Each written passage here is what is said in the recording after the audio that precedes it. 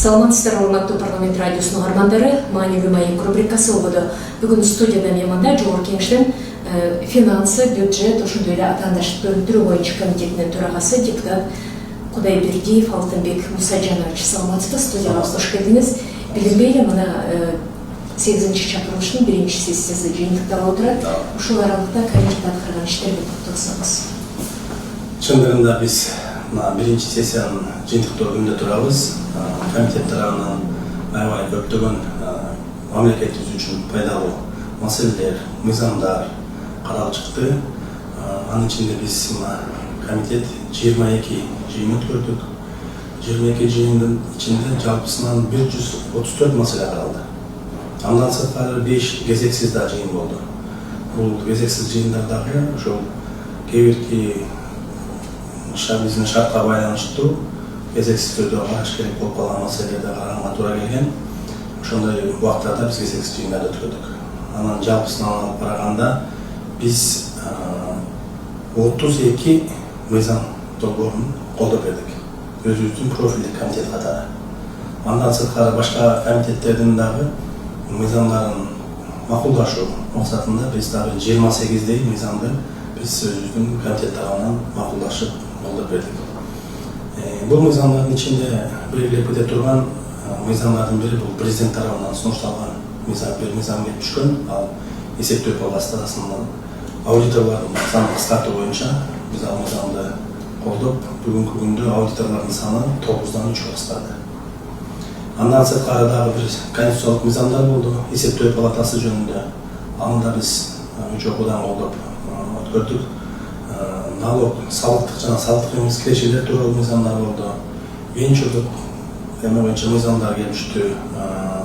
Сууда сүзүүчүлөрдүн укуктары боюнча дагы мыйзамдар. Көптөгөн бүгүнкү күндөгү биздин мамлекетибизге замандын талабына жараша муктаж болуп аткан мыйзамдарды колдон келишинче эртелектеп жакшы колдоп бердик.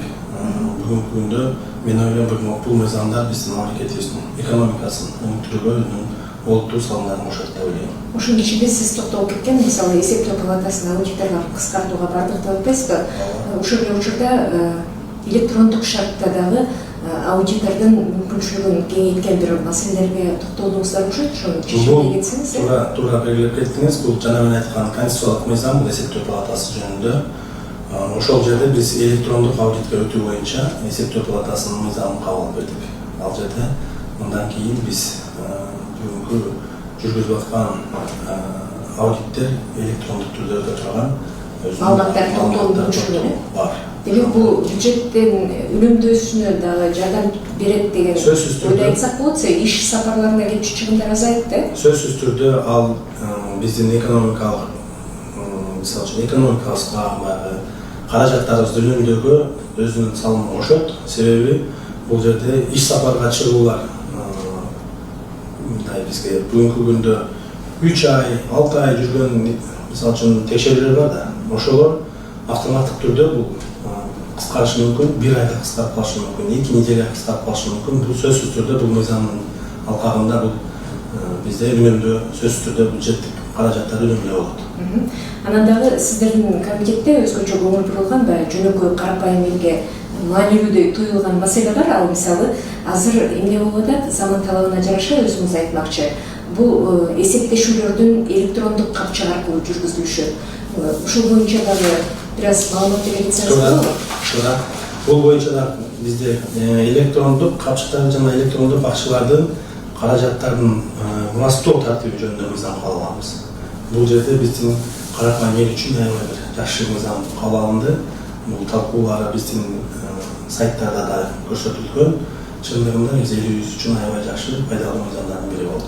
Шылымдардан бул жерде бизге баарыбызга маалымат болгондой, ар түрдүү шылымдар электрондук капчыктар аркылуу акчалардын алдап алышып, бурдап кетишип, ушулардын баардыгын бүгүнкү күндө биз элибизге пайдалуу мыйзам катары ушуларды эске алып кеттик биз ушул мыйзамдардачы.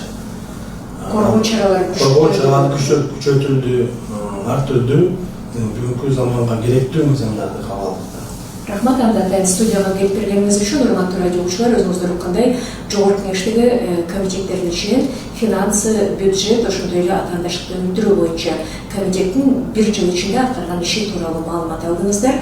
Бул багытта баяндама берип, студияда аталган комитеттин төрагасы депутат Кудайбердиев Алтынбек Мусажанович болду.